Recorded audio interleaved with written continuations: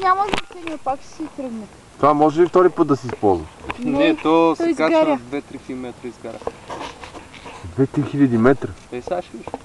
Да, бе! То сега с този вятър малко ще отиде нататък, не знам колко ще се изкачи, ама когато няма вятър се изкачи. Тук е момента много се хванем нагоре. за ръце и да изпееме. Дани! Вау, супер. Let's go. Сега е момента мъдро да кажем, че всъщност... Мъдро да кажем, да сме по-мъдри. Да. Да сме по-мъдри и И по-свободни, и по-нависоко изобщо. И сме много благодарни на Бо, освен това. По-съвестни да сме също. Да. И да оправим магистрали. Затова вече има кой да ги оправи. Да се Айде, пускай, вече той отива. Пред мен. Мислиш ли?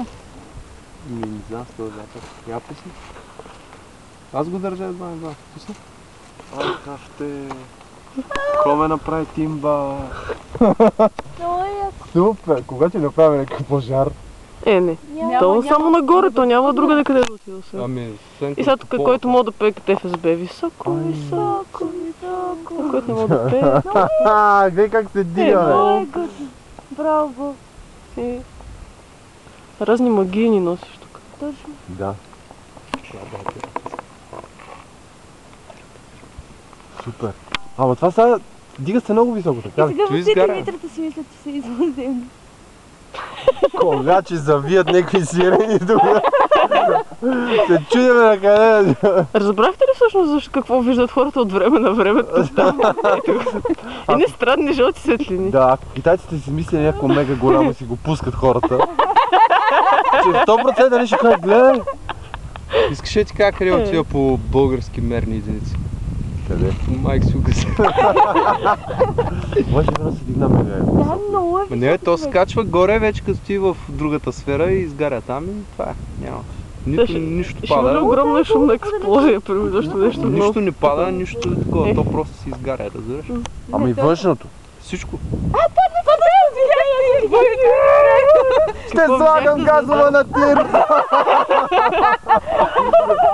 О, край! Много яко, браво. А ти това си пожела ли? Еми, нали не си пожелал, бе? Аз реших, че просто така си приказваш. Искаш Нещо, че се оплакваш, че трябва. Скикай отива. Много яко. Аз искам да имам истинска гайда. Гайда? Да, истинска яршка гайда. С Сашко трябва. То къде не регулира предницата, Вече нищо не се вижда. Айде стига толкова. Всеки да каже по нещо мъдро. Накрая. Айде! Да си го мисли ли да го кажа? Абе, нали има клипче, разбира се, че ще го кажеш. Това да не е Парак. телепатия.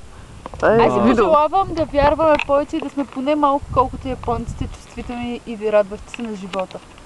Каза Бог. Аз пожелавам българите да станат по-позитивни, това прекрасно парче земя да става за живеене. И да не приемат всичко лошо за чиста монета. Да, и аз бих казал хората за по-позитивни.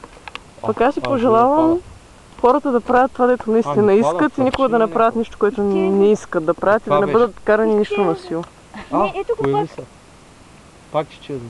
Пак ще появи. Пак ще Падна. Изгаря ли сега това? Изчезна. И сега...